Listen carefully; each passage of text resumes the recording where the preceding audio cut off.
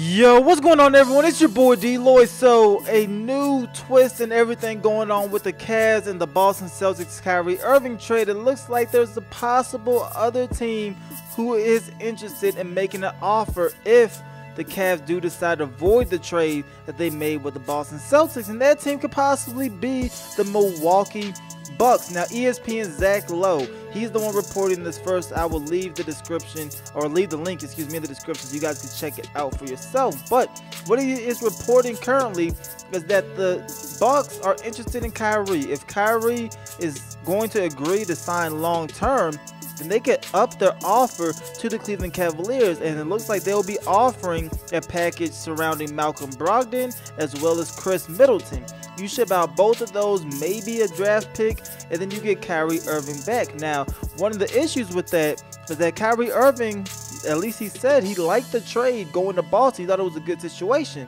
So if Kyrie Irving is going to play the game also, it could be in his best interest to tell the Milwaukee Bucks that he's not going to sign a long-term deal, or pretty much tell any other team he's not going to sign a long-term deal, which means those teams will then probably offer less, and then the best deal will still be to the Boston Celtics. Now, the real reason why Boston made that trade and the reason why Cleveland liked that deal, it wasn't really because Isaiah Thomas. It was mostly because that first-round pick from the Brooklyn Nets. Now, if you ask me, I don't think Brooklyn is going to be first overall type of team. I do think the draft pick will probably fall between picks 10 and 6 instead of top 5, but it's still a very valuable draft pick to have. So that is definitely the game that everybody is playing right now. They have until tomorrow technically to decide if they want to avoid the trade or not, or keep negotiating. They can keep negotiating if Boston does decide to extend that deadline. But this is definitely a lot going on. There's a lot of games being played, especially on Cleveland's behalf. They're trying to make the best deal possible.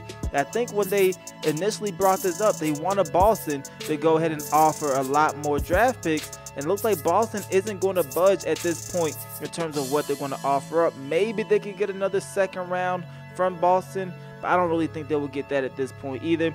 We'll see what happens with Milwaukee. Do they end up pulling it down and take that Milwaukee deal? I don't think that deal of Chris Middleton to Malcolm Brogdon is as good as getting Isaiah Thomas and that first round pick from the Brooklyn Nets. But you guys let me know in the comment section, what do you guys think is the best trade? Would you take the deal for Boston as it stands, Isaiah Thomas, you also get Jay Crowder in the first round pick, or would you go ahead and possibly consider taking the deal with the Milwaukee Bucks to get Brogdon and Chris Middleton? You guys let me know which one is better in the comment section below. It's your boy DLloyd. I'm gonna see y'all next time.